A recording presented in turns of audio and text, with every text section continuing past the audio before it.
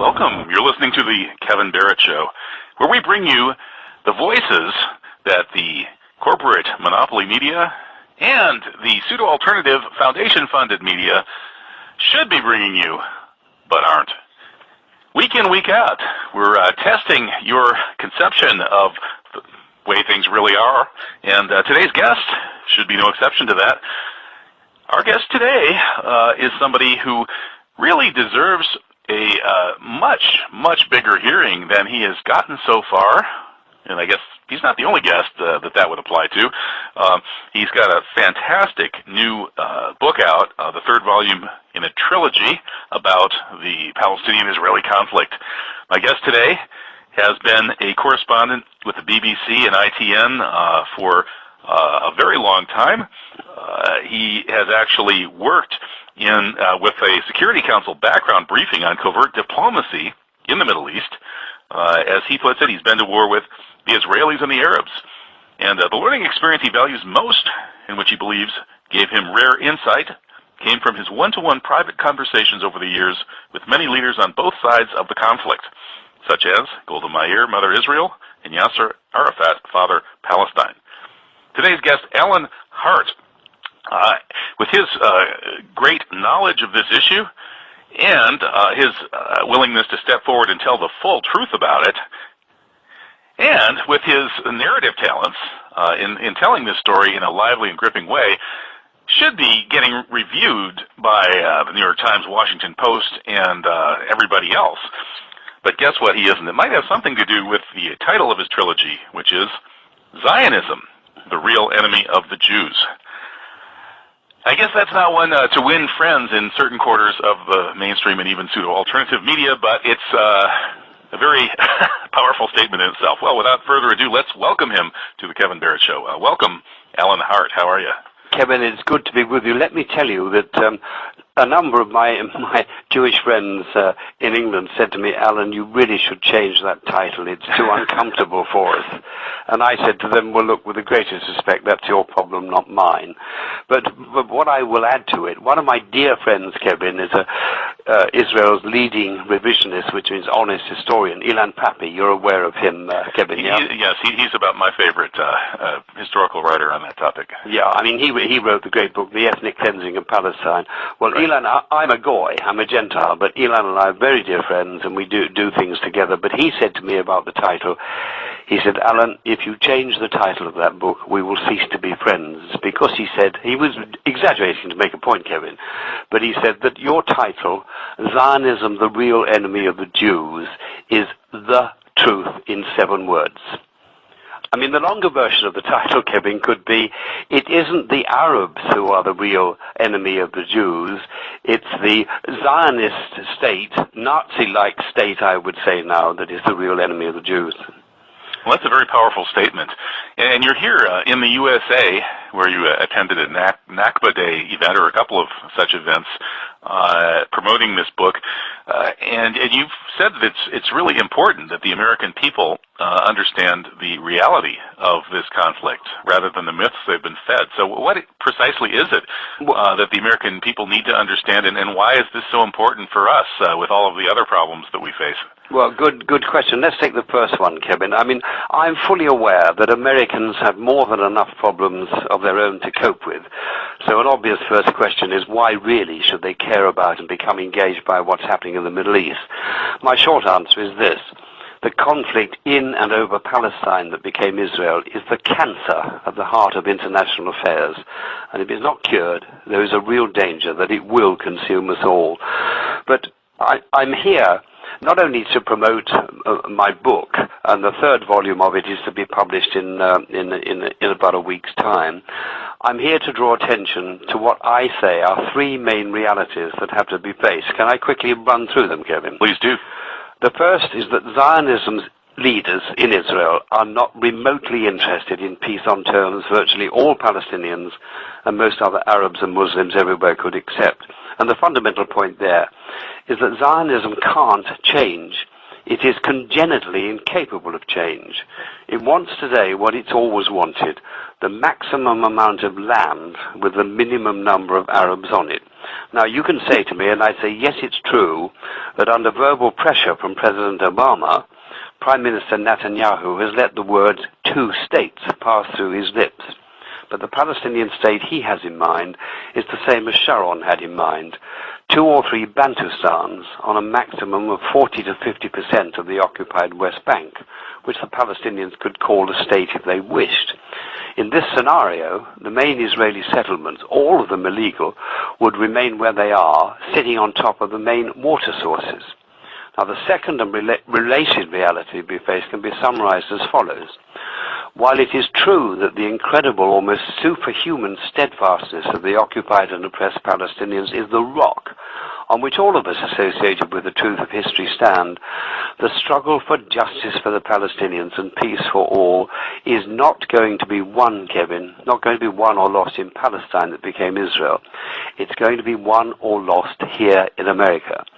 And the conclusion demanded by those two political realities, in my view, is that there's not a snowball's chance in hell of peace unless the major Western powers, led as they must be by America, are prepared to use the leverage they have to cause, or try to cause, enough Israelis to be serious about peace on the basis of an acceptable amount of justice for the Palestinians. And now finally we come to the third reality to be faced. Because of the stranglehold of the Zionist lobby and its stooges in Congress on policy for Israel-Palestine, no American president is going to use the leverage he has unless and until he is pushed to do so by informed public opinion, by expressions of real democracy in action. In other words, Kevin, for peace to have a real, and I believe very last chance, a constituency of understanding has got to be created here in America to give the President the space to take on the Zionist lobby in all of its manifestations. As I put it in the epilogue to the forthcoming Volume 3 of my book, in order to use the leverage he has to require Israel to be serious about peace, the President needs enough members of Congress to be more frightened of offending their voters than they are of offending the Zionist lobby in all of its manifestations. And I'm nearly finished on this point. As I dared to suggest in my Dear America introduction to Volume 1 of the book, the problem is that most Americans are too misinformed and uninformed to do the pushing and make their democracy work. Simply stated, most Americans, like most Westerners, have been conditioned to accept a version of history, Zionism's version, which is not true. It is quite simply a pack of propaganda lies. So, my book is basically answering the question, what is the truth that Americans need to know in order to become engaged and play their necessary part in making democracy work for justice and peace? And perhaps we can get into that. Well, that all sounds very, very reasonable. Of course, we're going to be running into a number of problems, and by we, I mean both you and I and everybody else who is trying to help convey the truth of this issue and its importance to the American public. To take one example, beyond the power of the Zionist lobby itself in Congress, where about half of the money coming to people running for office comes with Zionist strings attached, to the media, where estimates of people who are Jewish of ethnicity or identification and in the great majority committed to the cause of Israel occupy, somewhere between maybe 50 and up to 90% of the key decision-making positions, the latter figure coming from someone I recently had on the radio who should know. It seems that we're up against a monolith here, but even beyond that, we've got this powerful Pearl Harbor effect of 9/11, which has, at some deep, unconscious, primeval, animal level, convinced at least 30% of the American people that they will be the enemies to the death of all Arabs and Muslims through eternity. Given all of these obstacles, how can we begin to develop this kind of public pressure on Congress that you're suggesting we need?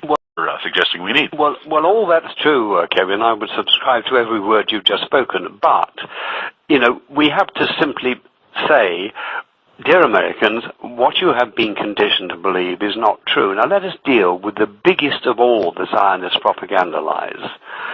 And it's quite simply the assertion that poor little Israel has lived in constant danger of annihilation, the driving into the sea of its Jews. As I document in detail through the 3 volumes of my book, Israel's existence has never ever been in danger from any combination of Arab force. Not in 1948, not in 1967, and not even in 1973. Despite some stupid Arab rhetoric that suggested otherwise and assisted Zionism to get away with the mother and father of its propaganda lies, the Arab regimes never ever had any intention of fighting Israel to liberate Palestine. Zionism's assertion to the contrary was the cover that allowed Israel to get away where it mattered most, here in America and Western Europe, with presenting its aggression as self-defense and itself as the victim when it actually was and is the oppressor. Can we look at a little detail in the 1967 war, Kevin, for example? Well, that's a good idea, because many Americans look at the map and they see the size of Israel and its population, and they see the countries around it, and they just immediately assume that Israel must be the underdog.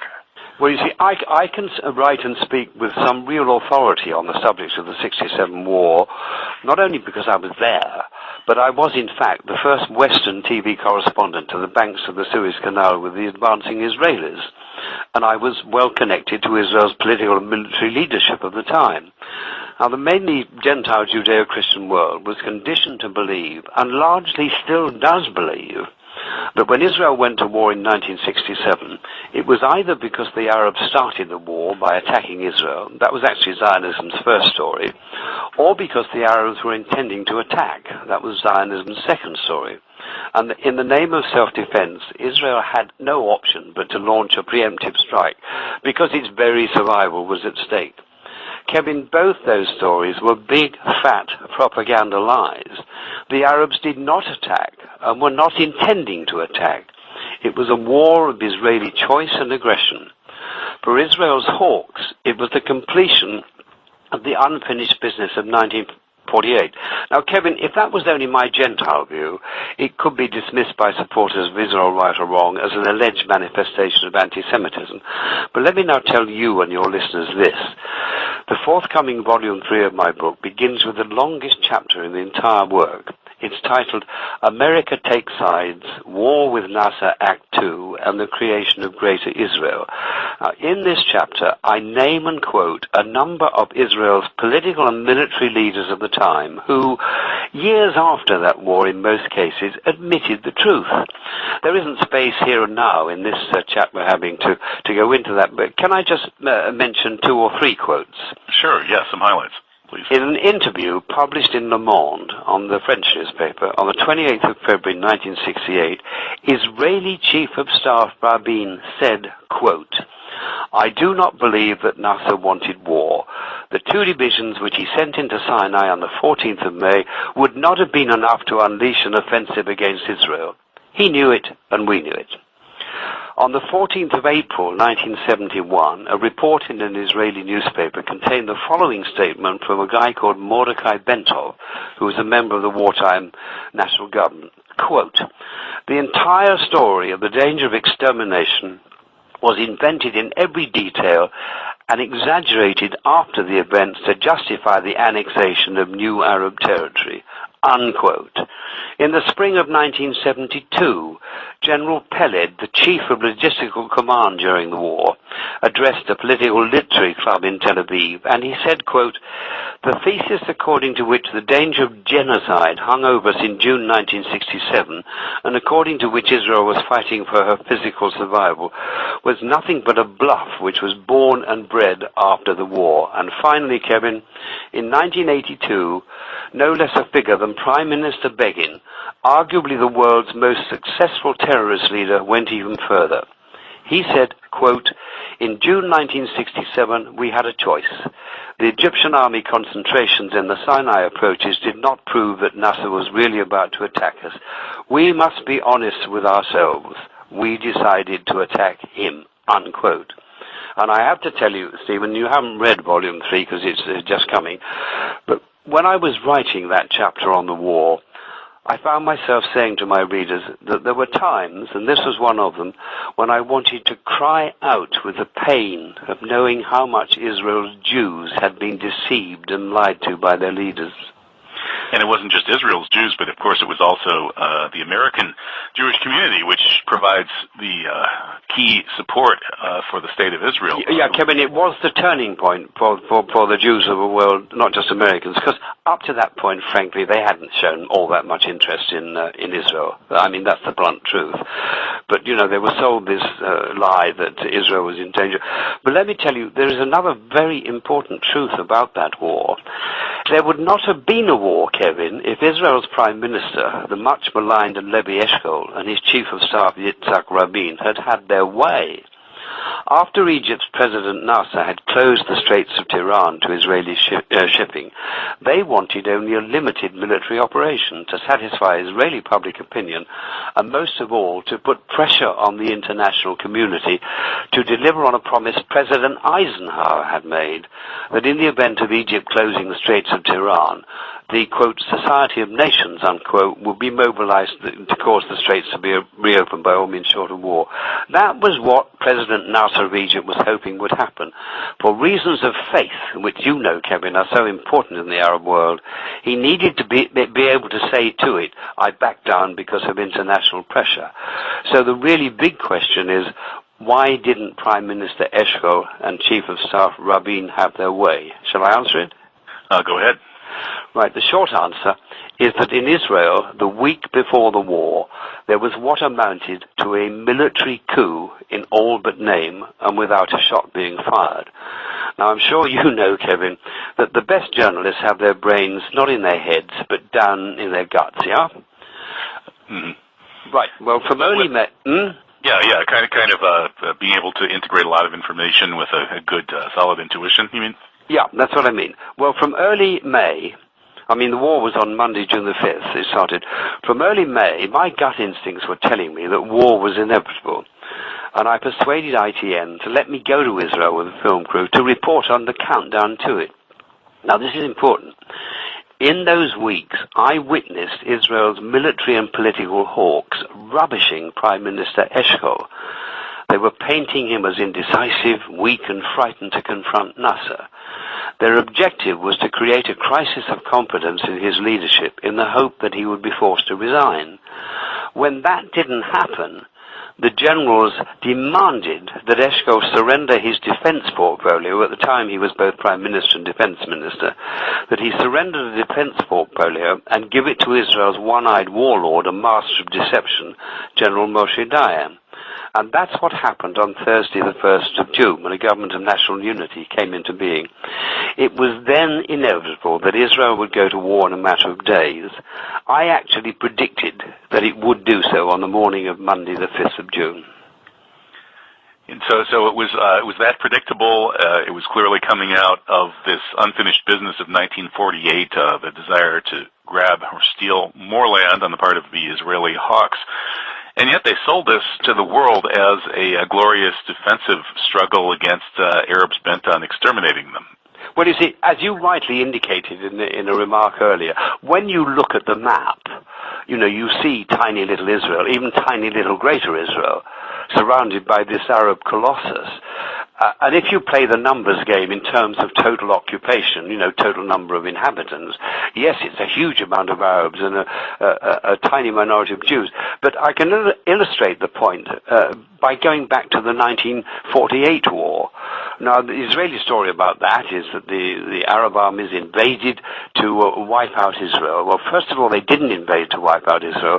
They came to try and hold the land that had been assigned to the Arab state of the partition plan, and they failed miserably at that. But during that first war, there was a 3-week truce. During it, the Arab armies didn't get supply or a bullet because there was an arms embargo on the region, which the West was imposing.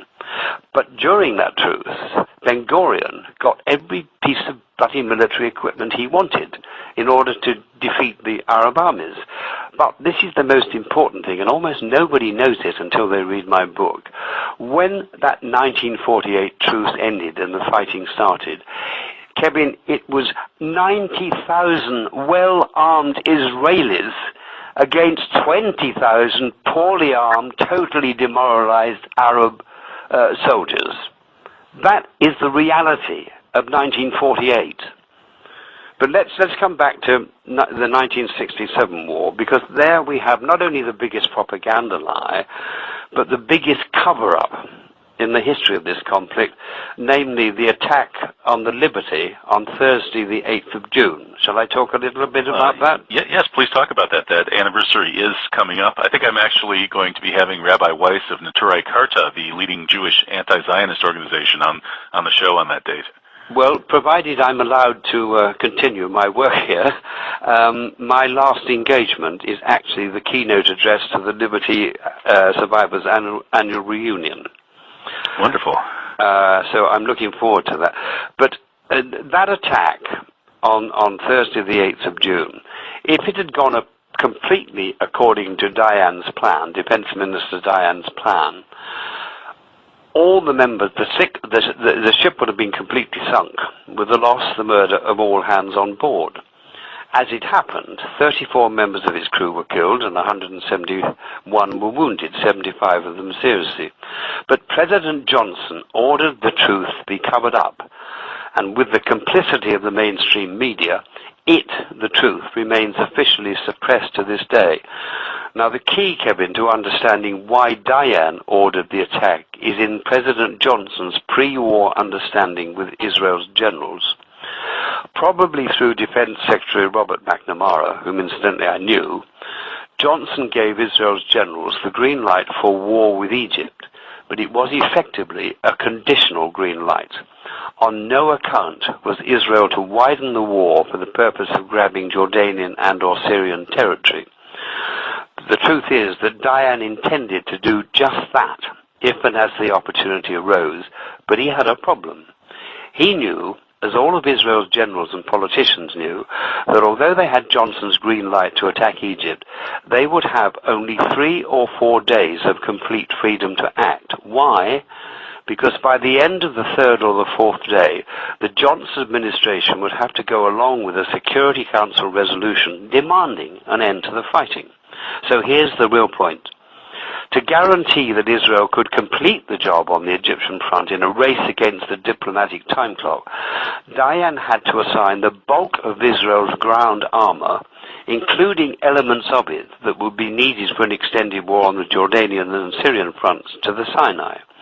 And that takes us to the real significance of what I witnessed in the Sinai on the afternoon of Thursday, the 8th of June, when, unknown to me at the time, the Liberty had been silenced by the Israeli attack. And what I saw, Kevin, is this. Scores of Israeli tanks and armored personnel carriers, which had blitzkrieged their way through the Sinai sand, were being loaded onto huge lorries with trailers for transportation to the north and redeployment to the Jordanian and Syrian fronts. Now, here's the critical point. The orders for this redeployment were coming by radio from Dayan's staff at the Ministry of Defense in Tel Aviv, and that takes us to what the Liberty's mission was. It was assigned to listen in to all of Israel's military communications, because some in the highest levels of American military and political decision-making did not trust the Israelis to keep their word about not extending the war, to take chunks of Jordanian and Syrian territory, to create a greater Israel. Now, the biggest fear of those who didn't trust Israel was the possible consequence of an Israeli attack on Syria, which had also been armed, as Egypt had been, by the Soviet Union. Now, in verbal parenthesis here, I have to say, Nasser in Egypt didn't want to be armed by the Soviets, Kevin. He begged and begged and begged America to arm him, but America said no, and he eventually turned to the Soviet Union, as the Syrians did. Now, the reasoning behind the fear in the part of Washington that didn't trust the Israelis was something like this. Soviet leaders would almost certainly live with the humiliating defeat of their Egyptian client, but for reasons of faith, they might not be able to live with the humiliating defeat of their Syrian client also. And that's so we're looking at World War III. That's precisely the point, Kevin. It raised at least the possibility that if Israel attacked Syria, there was a possibility of Soviet military intervention leading to the Cold War going hot. And this at a time, let us not forget, when American forces were getting bogged down in an unwinnable war in Vietnam. So the idea behind the Liberty's deployment was that it would pick up messages indicating that Israel was redeploying from the Sinai to launch major offensives in the north and against Syria in particular. And it would see that properly as evidence of Israeli intent and duplicity. And it would be passed to Johnson, and he would pick up the phone and say to Prime Minister Esco something like, "We know what your generals are up to. You must order them to stop, and if you don't, I will." Simply stated, the Liberty was on station as the Johnson administration's insurance policy. Its main mission was to prevent Israel going to war with Syria and possibly provoking a U.S.-Soviet confrontation. And so Israel had the chutzpah to attack and try to sink the Liberty and to go ahead and attack Syria and Jordan and steal their territory. And when we come back after the break, maybe you could explain where in the world they came up with that chutzpah and how they were able to prevent the Americans from retaliating against this wicked and atrocious deed. We'll be back in a moment. I'm Kevin Barrett talking with Alan Hart, the author of Zionism, the Real Enemy of the Jews. All right, we're back. This is the Kevin Barrett Show right here on NoLiesRadio.org. I'm Kevin Barrett on the web at truthjihad.com, where you can read my blog and tune in to my radio schedule. I do 2 shows a week, this one here and another one on Saturday evenings, 5 p.m. to 7 p.m. Central Time. So check it out. I try to bring on the most exciting guests telling us the most important information that we're not getting from the mainstream and pseudo-alternative media. And today, my guest is a shining example of that, Alan Hart, author of Zionism, the Real Enemy of the Jews.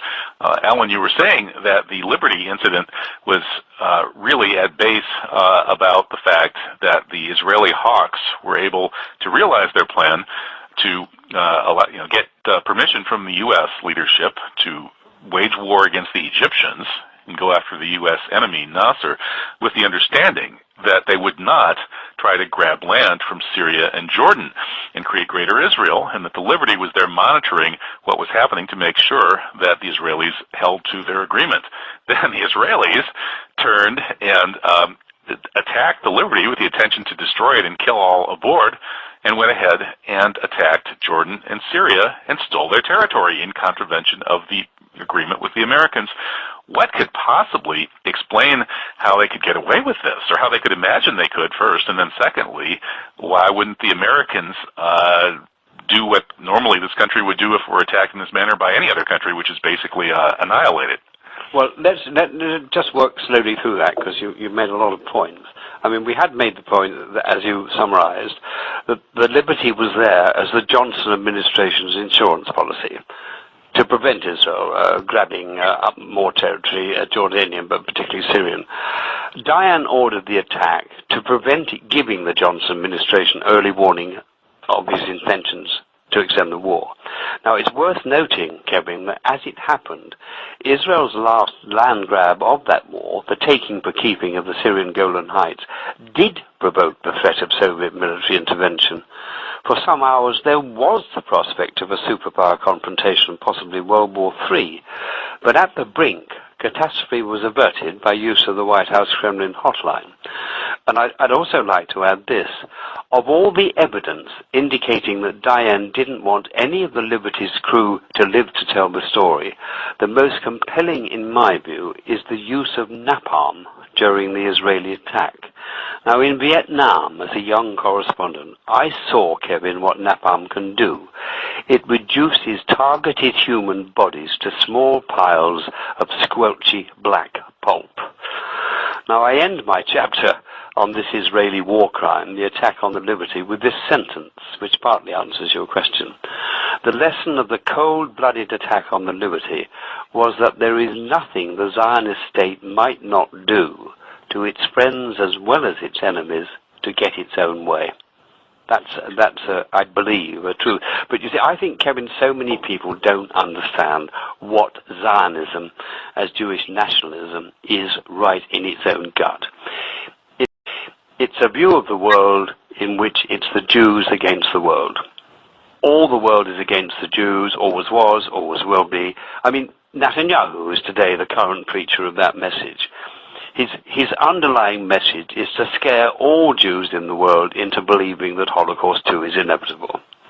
So it's not so much chutzpah, although it is. It's just an appalling arrogance and self-righteousness that comes from believing that you are in total danger all the time.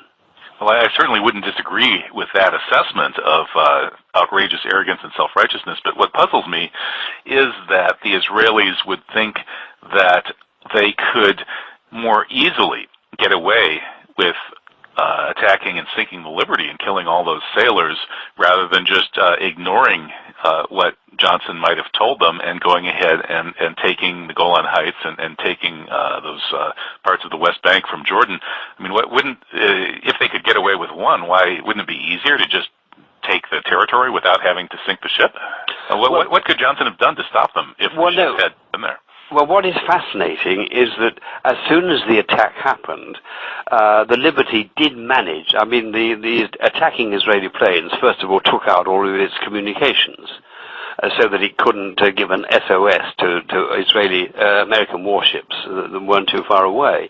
But they did manage to get out one Mayday message that they were under attack. And one of the two aircraft carriers that got the message actually did launch planes to go to the Liberty's aid, but they were called back.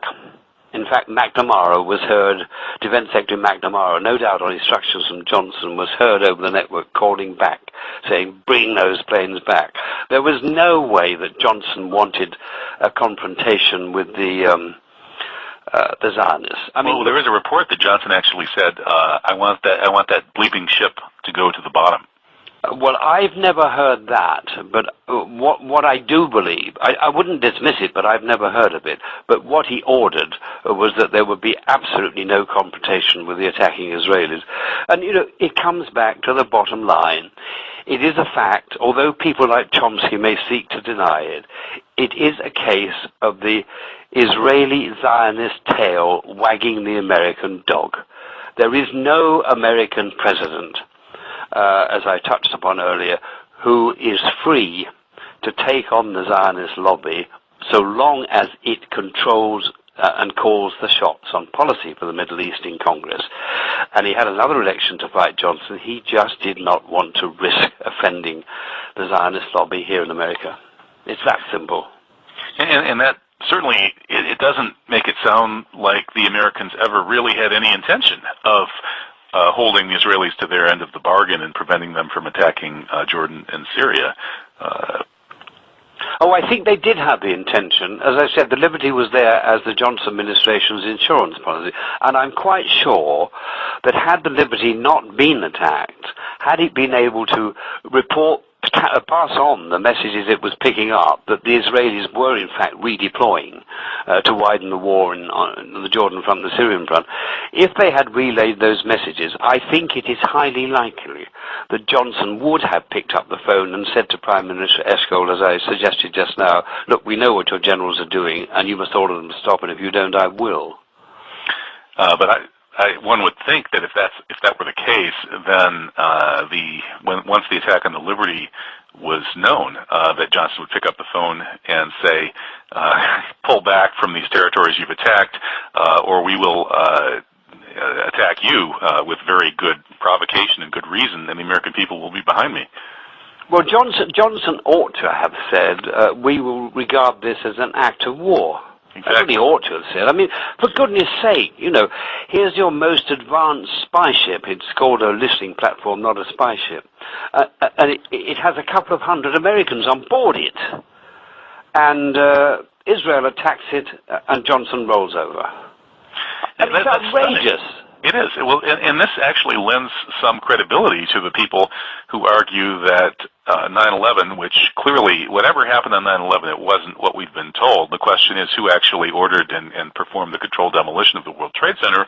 There are those who argue that Israel, its Mossad, and its U.S. allies could have done that as essentially a Mossad operation.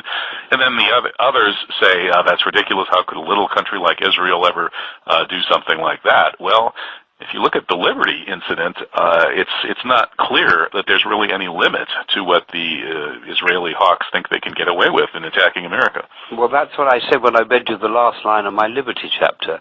The lesson is that there is nothing the Zionist state won't do to its friends as well as its enemies in order to get its own way.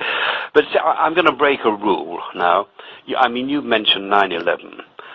Basically, in public, I don't talk about it because it makes you such an easy target for abuse and false charges of anti-Semitism and everything, doesn't it? I've certainly noticed that. Yeah, so basically, I have stayed away from it because it gives them a focus to take the attention away from your main message. But since you've raised it, I'll tell you what I honestly believe. I think it probably started out as an all-Muslim operation, okay? But I think it would have been very quickly penetrated by Mossad agents. Now, it's not a secret. I detail it in my book. From almost the moment Israel was born, it had its agents penetrating every Arab government, every Arab military organization, and every Arab terrorist group, whatever. So they would certainly have penetrated this. And my guess is at an early point, they said to the bad guys in the CIA, hey, this operation's running, what do we do? And the Zionists and the neocons said, let's use it. Now, what is true and what is false, I believe, is beyond that, is not arguable. The towers, the Twin Towers, were brought down by a controlled ground explosion, not the planes. Now, I tell you in passing that among the friends I have are consultants who work for the world's leading civil engineering and construction firm. I'm not going to name it. But they have studied the film for me, and they have said there is absolutely no doubt whatsoever that the planes were brought down by a the towers were brought down by a controlled ground explosion. And then we have the film of what is sometimes called the Five Dancing Israelis. Are you aware of that, Kevin? I certainly am, yes. They were celebrating the attacks. Apparently they had set up to film even before the planes hit, and they were high-fiving and taking pictures of each other, flicking cigarette lighters in front of the towers. But the point is they all had mobile phones, right? That's right. Now, they were initially reported as being Muslims. Are you aware of that? Middle Easterners, I guess, is the code. All right. For okay, Israelis. Middle Easterners. But the impression was that they were Muslims. They were the bad guys. Right. So the FBI gave chase. And these five guys, they tried to avoid being arrested. But they were eventually caught, and they were arrested. And guess what? They were all Mossad agents. That's right. That was confirmed by the Forward, the Jewish newspaper. Oh yeah. No, that's fact. So it opens a speculation. What were they doing there? It suggests that they knew the attack. It suggests at a minimum that they knew the attack was going to happen. It's not impossible, and this is Alan Hart speculating, that the planes were fitted with transponders and that these guys were calling in the planes to the targets. It's not impossible. I suppose not. There are certainly all sorts of other possibilities, but the hypothesis of remotely guided planes, I think, is a very good one, given that if one had planned a very complex demolition of 3 skyscrapers, would have been the 3 tallest buildings in history ever taken down by controlled demolition, one would have to make sure that they got hit in order to justify that. And isn't it the case, Kevin, that quite a lot of your top pilots have actually said it would have been a bloody difficult job to actually drive the planes into those buildings?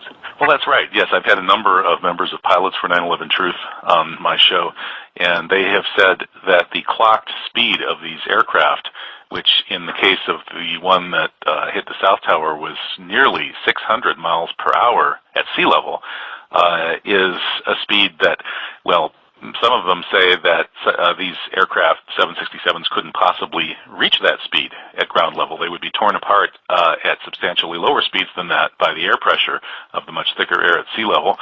But in any case, that nobody in their right mind could claim that it would be possible to guide a plane at that speed at sea level and hit those targets in the way they were hit.